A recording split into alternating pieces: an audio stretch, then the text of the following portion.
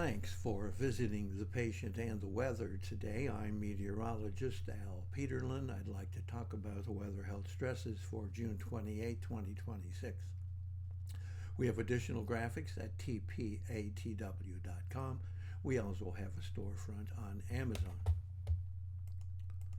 Looking at the surface map for Sunday, we have an extensive, call it a warm front, stretching all the way from Sacramento to Salt Lake City, up into the Dakotas, with the bubble low hanging across northeastern Wyoming up into the Dakotas, and then that warm front continues through Iowa, across Illinois, through Indianapolis, over to Pittsburgh, and across to Delaware.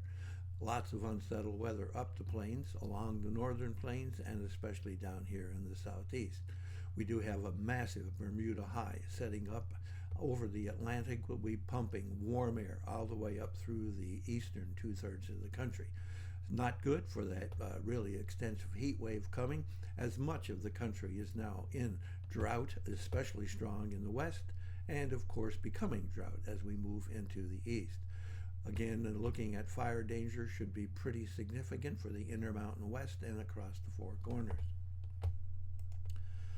Looking at the vitality index, or that area where we have individual weather elements that have an impact on human health, and you can see we have a massive area up and down the plains into the middle Mississippi Valley and across almost all of the south. Looking at pressure change, and pressure change is always rather minimal late in June through July into August, at this time of year anyway, and we have some falling pressure across Iowa and Minnesota.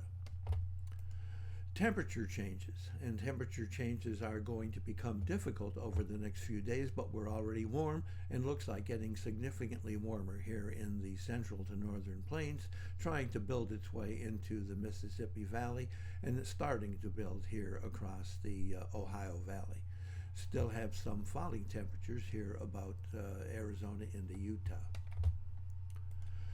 Looking at the changes in dew point temperatures, you can see that we have falling dew point temperatures in the Pacific Northwest, and that shows up very well in the vapor, but we have rising or elevated dew points moving here into the plains and portions of the Ohio Valley.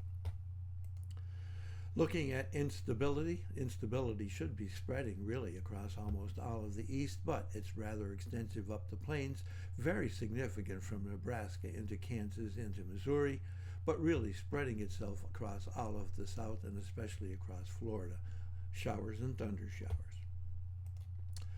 Looking at the change in oxygen availability for Sunday, we have migraine risk across Southern California into western Arizona, but strongly across Nevada, into Utah, up into Idaho, into Wyoming, and across Montana, actually stretching on east into very western North Dakota.